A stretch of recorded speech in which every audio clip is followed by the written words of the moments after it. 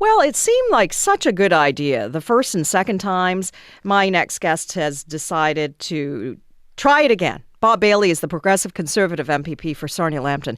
He just reintroduced a private member's bill that would see farmers get a tax credit for donating surplus crops to a local food bank.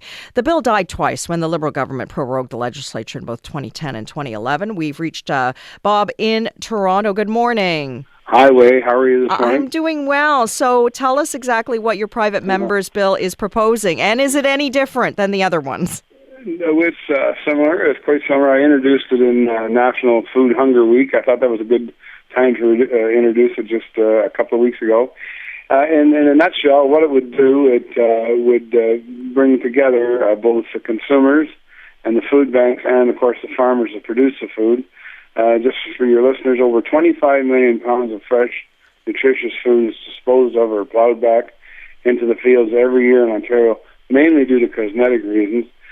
Farmers, because of the economic situation that we face today, cannot afford, the cost to collect and process and deliver this unsold produce to local food banks, despite a clear, desire in the industry to do so. So my non-refundable tax credit would give them a 25% tax credit towards the real value of that food. What is the intent then to help offset some of the time and effort it would take them to deliver the excess food crops? Well, to even harvest it from the field because, just even actually harvest it and glean it from the field to make it available to the food banks. The unfortunate thing is that food bank usage in Ontario has increased by over 10% since the depths of the 2008 recession, and over 400,000 of our friends and neighbors, your neighbors and mine, and over 160,000 of those 400,000 being children have been forced to turn to food banks every month in 2012. Mm-hmm. That's an all-time high for the province. Well, it definitely seems like such a win-win situation, The farmers have the excess food, the food banks need the food. And the people that need it. The other thing that the food bank people, because I've worked closely with them in drafting it, over 70% of food bank users do not receive what they say the minimum daily intake of fruits and vegetables. So I've got support from all the major producers, whether it's the Federation of Agriculture, the greenhouse growers, the fruit and vegetable growers. All of the producer groups have supported this. The food banks,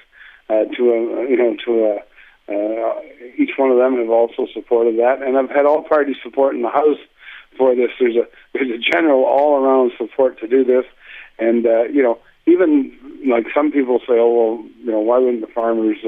Because there's a cost to not even being able to give this food away, because farmers have to either pay to take it to landfill to get rid of it, and or plow it under it. Like a tomato farmer told me, I can't even plow my excess tomatoes down because it makes the soil too acidic. Mm. So even the environment minister supported this. He said this was a good way to go. That to take this type of food and produce out of landfill, it should be going to people that need it. So, if a farmer were to do this on their own, let's say, and just absorb that cost and deliver it to a food bank, would they be able to get a charitable donation? Oh, yeah, it's like a non-refundable tax credit. The food banks are the ones that would administer that. Anyone that's registered as a legitimate food bank, a church, or in my community, it's the Inn of the Good Shepherd, among others.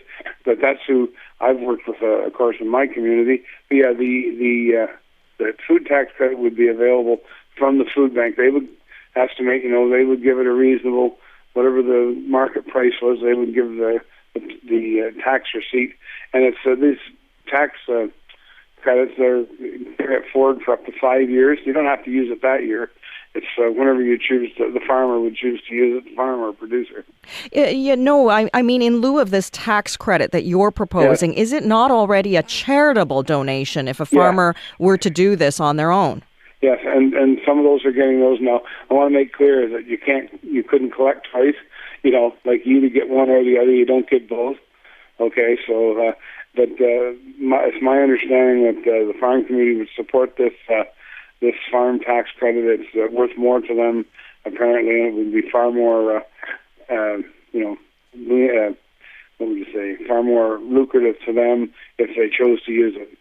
How much are you offering then? How much would the tax credit be? Okay, well, in lost revenue to the province, I mean, because there's a cost to anything, they've estimated that it would be less than $1 million a year, so about $750,000 in the first couple of years of operation. That would be lost revenue to the province, but that would be multiplied, so many times because of the value of the food that would be available to the food banks. We estimate that it would be 6 to 8 times that the value of the food, because, like I say, there's 25 million pounds of food that's going either disposed of in landfill or plowed back into the field. Mm. So, but I still don't understand why getting that charitable donation wouldn't be enough incentive already for a farmer. I can't tell you that. It's just the... if I were to write a check to the London Food Bank, I would get a receipt, right, that I could put in with my taxes to get... Yeah, and, right? Yes, you could. So, and I understand people are doing that now, but the food bank, people working with the agricultural community seem to think that this would generate far more food to the food banks, because the agricultural community could access this a lot easier. Right. So I'll tell you, we're not reinventing the wheel, too, either.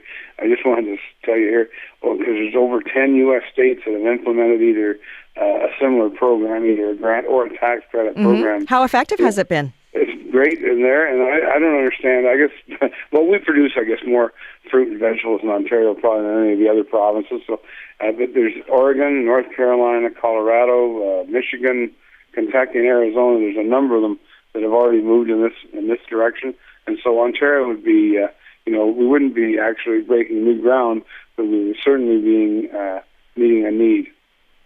Well, Bob, thank you very much for telling us and reminding us about your private members bill. Yeah. Good luck with All it. right. Thank you, Wei. All righty. Bye-bye. Thank you very much. Bye. Bob Bailey is the Progressive Conservative MPP for Sarnia-Lambton.